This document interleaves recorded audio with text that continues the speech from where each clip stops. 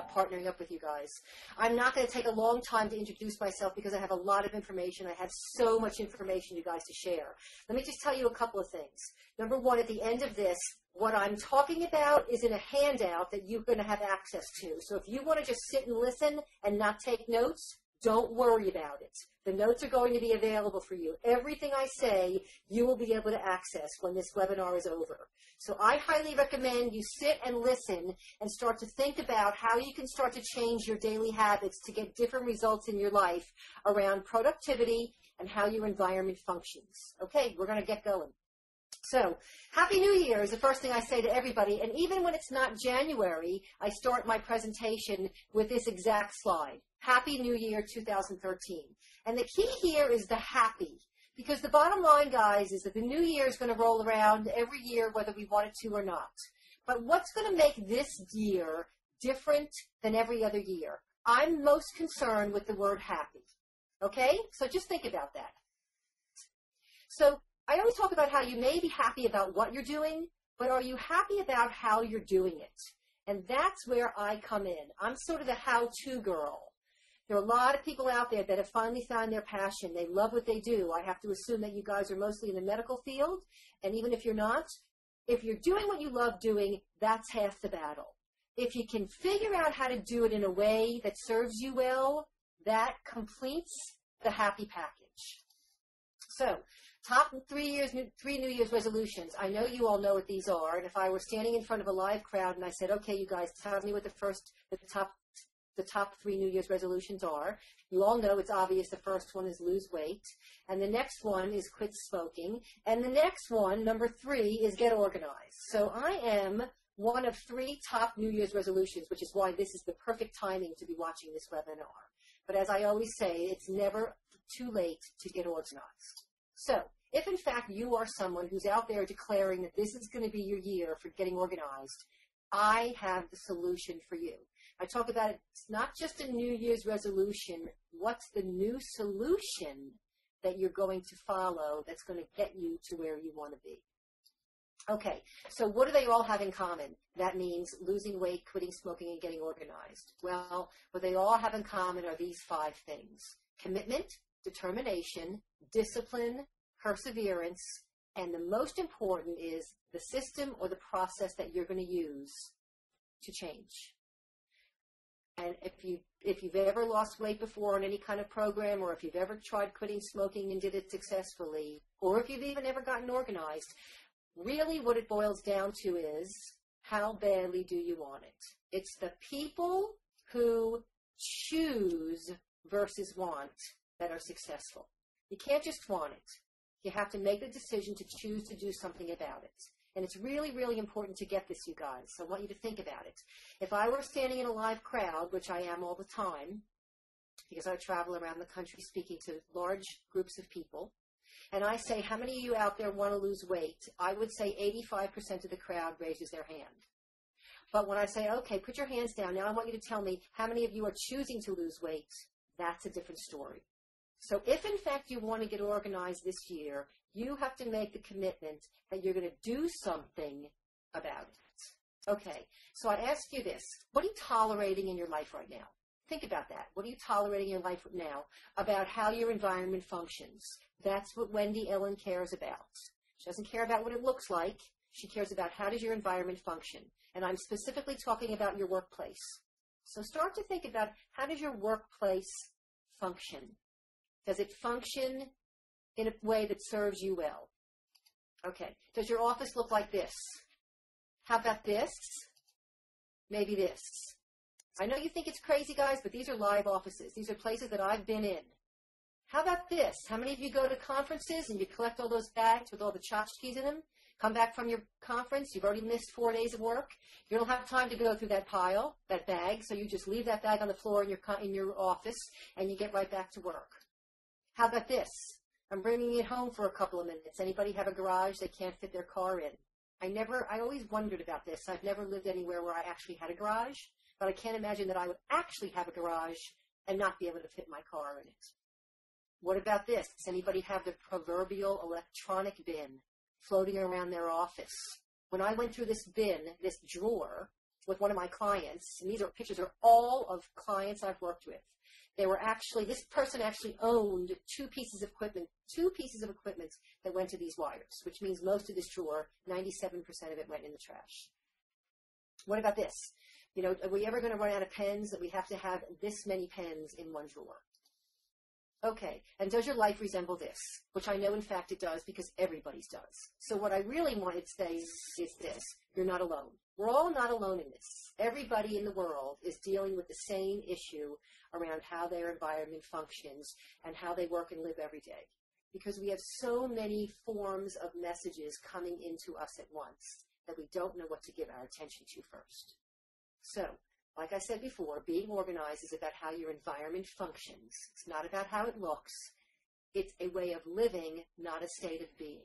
So even though I am an organized person, the difference is I live an organized life. And what that requires is action. It requires making different choices on a daily basis than you are currently doing. Just like losing weight is making different choices around the way you eat and the way you exercise and the way you sleep than what you're doing now. So I want you to think about that. Okay, does the way your environment functions serve you well? Every choice you make, or sometimes don't make, creates consequences. So in organizing, the biggest skill is keeping your head in the game. You've got to get your head. It's always the ones who are successful in changing habits that they get the mental part first. And when their physical body wants to grab for some piece of cheesecake, they get in their head, nope, that's not going to help me get to my goal. So it's always about what's in it for you. I'm very big into what's in it for you. Because if the reward for you changing these habits isn't big enough or important enough, that's when you start slipping back. Okay, so we're going to talk about the 3 simple secrets for unleashing your productivity potential in 2013. I believe that we all have the potential to be more productive. It's just a question of the choices we make from the minute we wake up to the minute we go to sleep. And the key here, you guys, is simple. If it's not simple, nobody would stick with it long enough to reap the benefits. So it has to be simple. And again, I want to keep saying this. You don't need to take notes. All these secrets are down on a piece of paper that you can get at the end. All your action steps that I'm going to ask you to do are also there. So, number 1, declutter your life. This is actually somebody's daytimer. This is what they carry around with them, which actually makes me nervous just looking at it. So, declutter your life. Clutter is the biggest distraction that you can possibly have for getting things done. So, I want to ask you this. When's the last time you got rid of? Think about when the last time you actually closed your office on a Friday, didn't see any patients, didn't do anything other than go through every single space and get rid of what you don't need. I travel around the country working in doctors' offices, all types of doctors' offices, optometrists, podiatrists, internists, you name it. And the biggest complaint is that they're growing out of their space. And the first thing I see when I do an on-site visit is I look at the space and say, the reason why you're growing out of the space is because you have so much clutter in this space, you don't even see the space that you own. So how about let's start to buy some space in the actual space you have, okay? And I always tell people, you can live above your means spatially, just like you can live above your means financially, which means you actually have more stuff than the actual physical space you live in or work in can hold. So think about that. So I want you to start thinking of the space that you work in and looking around you and seeing where you could possibly get rid of. I always tell people I'm 56 years old. And based on how healthy I think I am, and to my knowledge I probably have at least another 30, 40 years left. And particularly since people are living so much longer these days. If I don't get rid of what I collected over the first 56 years, where am I possibly going to put the next 30, 40 years worth of stuff? Because it's not going to stop coming in. That's easy. The stuff comes into our life with no effort on our part. But the stuff won't go out of our life without some effort on our part.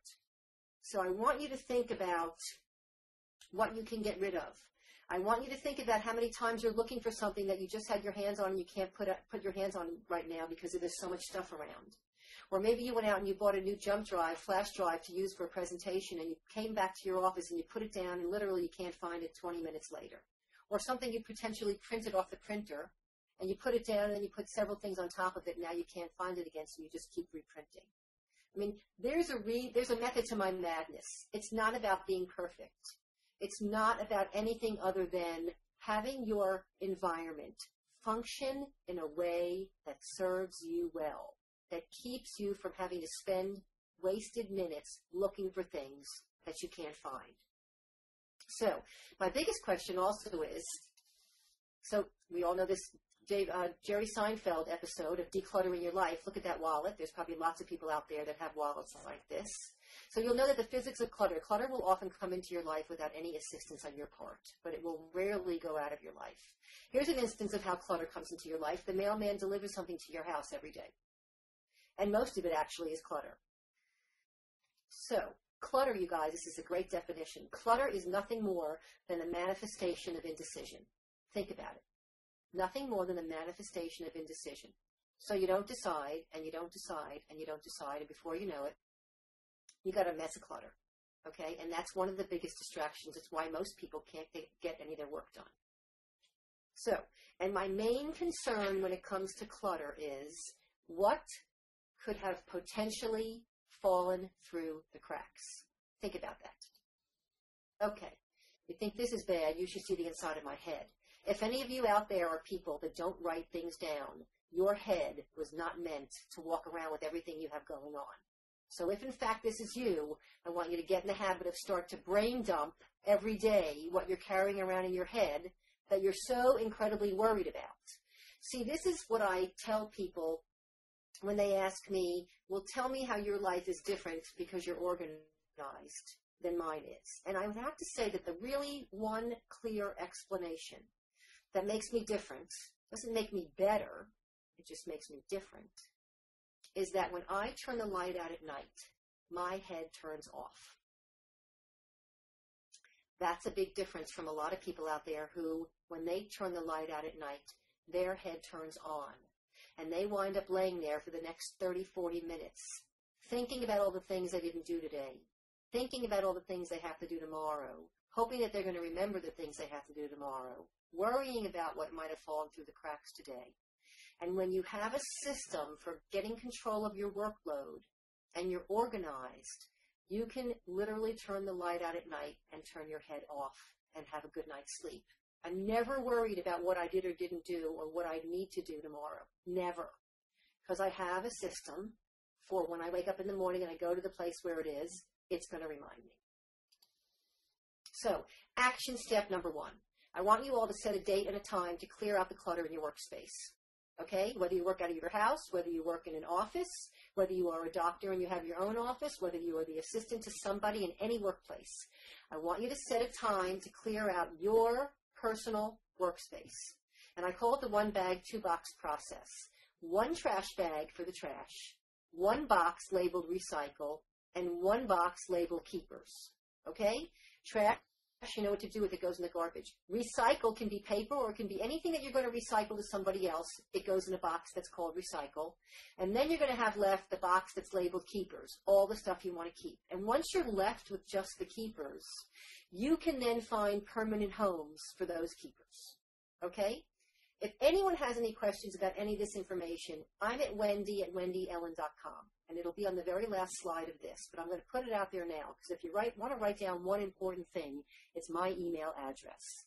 I am making myself available to you for anybody that has any questions about this, wants to process something with me, has a challenge, whatever it is, wendy@wendyellen.com. Okay, so number 1 action step is to set a date and time to clear out the clutter. Number 2, this is huge, guys, get control of your daily workload. And I want you to see this picture here. It's called my Command Central. It is my system for setting up, getting control of the stuff that's going on in my life that's paper. And I tend to be more of a paper person. Even though I get most of my stuff comes into me electronically through my email, I like to touch and feel, and I work out of my office in my home. This is the drawer that I'm sitting right next to at this very minute. It's got 1 through 31 staggered files, which is the month I'm in, which is January.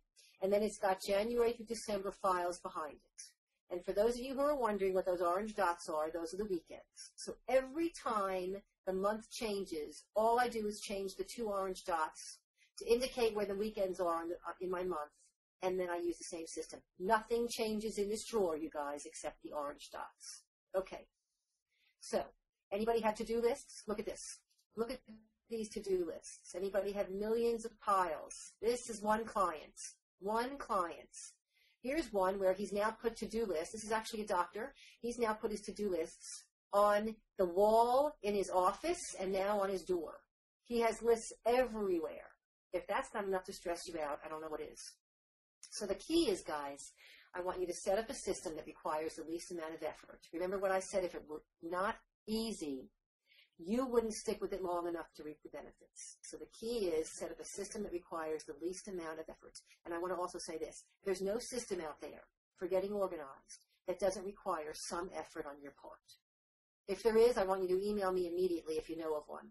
Because up until now, and I've been doing this for 12 years, I don't know of a system that doesn't require any effort on your part. So let's set up one that requires the least amount of effort. Okay, so this is something that we all know, and you don't need to write this down, but there are 5 incoming items that come into our life all the time. Paper, emails, voicemails, verbal requests from others. That means you're walking down the hall in your practice or your office and somebody asks you to do something. That's an incoming item. Or your own thoughts. You're sitting at a red light on your way home from work, and all of a sudden something pops into your head that you remembered you need to do. So 5 things come into your life all the time. Okay, so what I want you to start doing is responding instead of reacting. And that's what most people do. They're reacting versus responding. And responding means responding when it comes in. That's the key here, guys. Responding when it comes in. It doesn't mean you have to actually do it. It means you need to do something with it. So let's talk about this. You're going to make one of 5 choices. The first choice is let it go. If something comes into your life that you don't need, whether it's an email, whether it's a voicemail, which you know how to delete, whatever it is, whether someone hands you something, whether the mailman delivers it to you. What do we all do, guys, when the mailman comes? Most of us get the mail out of our mailbox. We take all of the mail out of our mailbox. We don't just take what we want. We take it all in our house. And if you're anything like me, you stand by your kitchen trash can and you sort it right there because most of it is junk. And then whatever you need to keep, you take. I give my husband Marty what he needs and put it in his mail slot in the kitchen. And then I take what I need and take it upstairs to my office. So when it comes to the physical mailbox, we all know what to do. But when it comes to the email inbox, we don't quite live that way. And I'm going to get to that in a few minutes. So the first thing is you're going to let it go. When you remove the things you no longer need, you can focus on the things that are most important. So it's actually instrumental in getting rid of the stuff you don't need immediately so that you can focus on what's left. Number 2, let it go to someone else. That's another way of saying delegate. So if you all have people in your life, in your world, in your workplace that you can delegate to, you know what you can and what you can't delegate. Get good with delegating. And one of the handouts that I'm going to make accessible to you is a really good, easy delegation checklist. How to become a better delegator. Number 3, do it now. Do it now means 2 minutes or less. So when things come into you, let's say, for instance, an email comes into you and it's Wendy Ellen. Wendy's asking you for a book that you recommended the other day when she ran into you in the grocery store and she didn't write it down and she can't remember it. If I email you and say, hey, you know what, I forgot that name of that book that you had suggested in the grocery store, you want to email that back to me and get it off your plate. Okay? I'm known as the 2 minutes or less girl. Everybody knows that if you get something to me and I can answer you in 2 minutes or less, I'm doing it. I want to get it off my plate. Hey guys, I want you to look at your life as one big volleyball game. This is Wendy's juicy tidbit number 1. I talk about my juicy tidbits all the time. This is Wendy's juicy tidbit number 1. Look at your life like it's one big volleyball game. Okay? Your work life. Your goal every day is to get as many balls out of your court as possible. That's your goal. Doesn't matter what you do for a living. Even if you're a doctor, I mean, I'd love for doctors to think that they only get to see patients all day long and that they have no other work. But the reality is, we all have work. We have work to do that's not about seeing patients. So when you sit in your computer and you get back at the end of the day, you sit down on your computer. Your goal is to get as many balls out of your court as possible. So I'd be looking for the 2 minutes or less things and pop them out of my court, respond, and get them out of your inbox. This way, at the end of the day, you can experience productivity. I love when I get up in the morning and I come to my office and I see how many balls I can pop out of my court every day. That means I'm pushing them into someone else's email inbox. It doesn't mean they're not going to come back to me. It just means that I'm getting them off my plate for now. And it's much easier to work that way when you have less emails staring you in the face. Okay, the fourth step is you're going to create a further action file. That's the command central right there. That's items that you need to take further action on, that you need to keep. So if something comes into my life that I don't need to touch until next Tuesday, whatever next Tuesday's date is, that's where this piece of paper is going. I print it out, I stick it in there. You can see right here, there's a folder. That's probably a folder that says Clear Channel presentation, because on that very day, I'm doing a presentation to Clear Channel. And so if I'm doing a presentation on a certain day, I'm keeping all the presentation documents in one folder, and the folder's living in the day that I'm actually doing it. Okay? This is the best, easiest system. We all know our numbers. We all know our months. Doesn't get any easier than that. We're taking it down back to basics. So this is the old-fashioned tickler system that we've been talking about for years. Okay, if anybody out there has a file that says this will get you in trouble. Current to-dos is a no-no. Because what happens is you're putting all these things in a file that says to-do, but you're not committing to doing them. And so you keep going through this pile that's in this folder and never doing anything with it. Okay, the fifth choice is a future reference file. That's an A to Z reference file. So I have a momentum reference file, which is my business, and I have a family reference file, which is my personal. In my family reference file, the files say Delta, eBay, Wendy, Marty, Blair, and Leah, my husband, myself, my 2 kids, Ruby, my dog, travel, insurance, automobile, all the things that relate to my house that I want to keep documents for, live in a file, and it's filed alphabetically. So if Marty comes home and he has a document, I say to him, you know what, that's the Edward Jones statement. It's upstairs in the file under Edward Jones. Go in there and take the last statement out and put the new statement in. Easy peasy. Okay? So again, let it go to someone else, do it now, further action, future reference. You're going to get all this in the handouts, guys, so don't worry about it. If you have no system, you're a stacker, a spreader, a stuffer, or some combination of the 3. So this is a doctor's office that I worked with a couple of years ago. This is what I came into. No rhyme or reason to everything, clutter everywhere, piles everywhere, stuff shoved everywhere. There's another picture of it, okay? Stuff everywhere. This is now what his office looks like. On the right, you can see we have an A to Z reference file with all the tabs in a row, so you can find things easily. And if you look over here, there's his command central, 1 through 31 and January through December. Everything in his office has boiled down to either 2 drawers. Here is my further action file. Here is my reference file. If I have to keep an item that I have to maybe refer to once a year, it has to have a permanent home. Everything is either in an action file or a reference file. There's nowhere else for it to be. So this is what his office winds up looking like, which is awesome.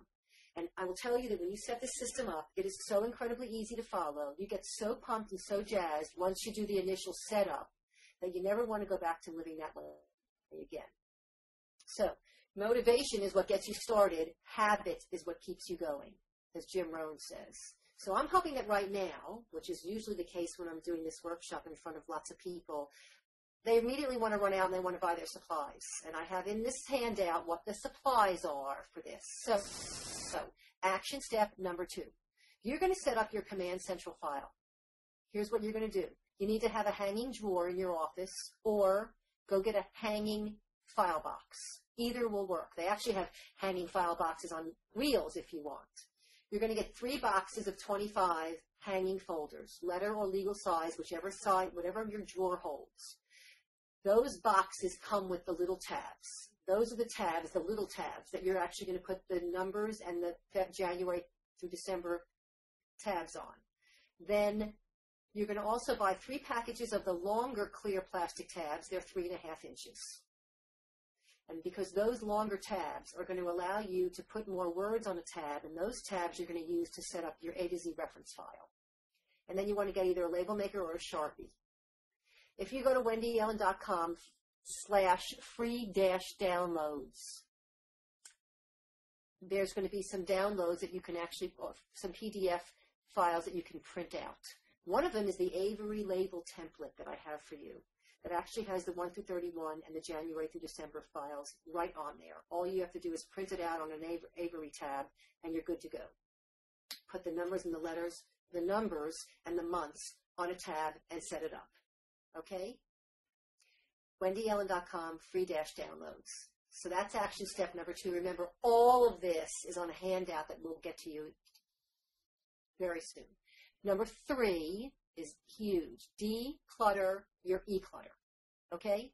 Now, guys, if we all knew what this email inbox was meant to be so many years ago, none of us would be faced with the challenge that we are right now with email. Okay? And if I'm in a group, I'd be asking you all, can anybody throw out the name of what's the word I'm looking for? But since you're not going to answer me, I'm going to tell you. This is what an email inbox is meant to be. Right there. That's what an email inbox is meant to be. And for those of you who don't know what this is called, it is called a loading dock. Guys, our email inbox is only meant to be a loading dock, which means nothing lives permanently on a loading dock. It goes in and it gets moved out. It goes in and it gets moved out. Truck pulls up to the loading dock, unloads the truck. From there, it goes to where it needs to go. So if you guys would start looking at your email inbox as a loading dock instead of a permanent place for 20,000 emails, you would not be nearly as stressed out as you are. So 4 reasons for email overload. You're unfamiliar with Outlook or whatever program you have. You don't schedule time for email processing. You're checking versus processing. You're looking for fires versus making decisions, or you have no good system for storing. So, cleaning out the email inbox, the goal is 0. I will tell you that every night before I go to bed, there are 0 emails in my inbox. Now, I might get up and go to the ladies' room and come back and there's 3 more. I can't control what comes in. So I want you to get this, guys. This is really important. We never get it all done. Okay? I've put it out there. I've said it. You never get it all done. We never get it all done. I'm in this like everybody else. I'm no different than anybody else. I have no control over what comes into my email inbox. I have control over what I do with it once it comes in. That's the key. So I want you, if you're interested in jumpstarting this year, with the easiest, most important thing you can do, it is taking on the challenge of emptying your email inbox. And I want you to stay tuned because I'm getting ready to introduce something to the universe, to the world, to the nation very soon about emptying your email inbox. And if you're interested in jumping the gun and getting a little head start on what I'm going to talk about very soon, you want to do exactly what I'm going to show you now. Clean out your overloaded email inbox. So the easiest way to do this is to sort by sender. Okay? If you sit in front of your email right now and you immediately sort by sender, your computer is going to jump all these emails alphabetically. And you're going to start at the very top. And you're literally going to go through and you're going to get rid of what you don't need. Immediately, you're just going to get rid of what you don't need. Okay? Then you're going to go back. Look at this. 20,000 emails. That's how many emails are in this person's email inbox. 20,000 emails. 20,857 emails. You know, people say, is that a lot? I've seen a lot more than that. But yes, it's a lot. It's enormous. Can you imagine 20,000 emails in your inbox? That is the same word, only it's electronic clutter as opposed to physical clutter. That is piles and piles and piles and piles of paper in your office. Call it what you want. It's clutter. So what I worry about, you guys, is not the fact that it says the number there. What I worry about is what's falling through the cracks in these 246 unread emails. And even if they were all read, I care about what could have potentially fallen through the cracks. Okay? This is what happens when you have no emails in your inbox. Now, it's not going to stay at zero for long. And if you wind up taking 20,000 emails down to 1,000, you've done an enormous job. I give credit everywhere credit's due. If somebody has 5,000 emails in their inbox and they can get it down to under 500, that is huge. Huge.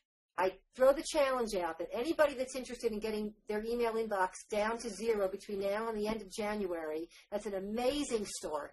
That is an amazing triumphant success. And if you do it, I want to know about it. Wendy@wendyellen.com. I want to know about it, if in fact this is what you do. So, staying at zero, what do? You make one of the same 5 decisions with your email that you do with your physical. So, something comes into you, you're going to let it go. How do you do that in the email? You delete it. If something comes into you and you need to let it go to somebody else, how do you delegate? You forward. Do it now is exactly the same way. Further action file, you can use your task timeline feature if you have Outlook, or you can use awaiting your response, or future reference file. You can put it in a folder in your inbox, or you can save it to My Docs. So here's something that's really cool, you guys.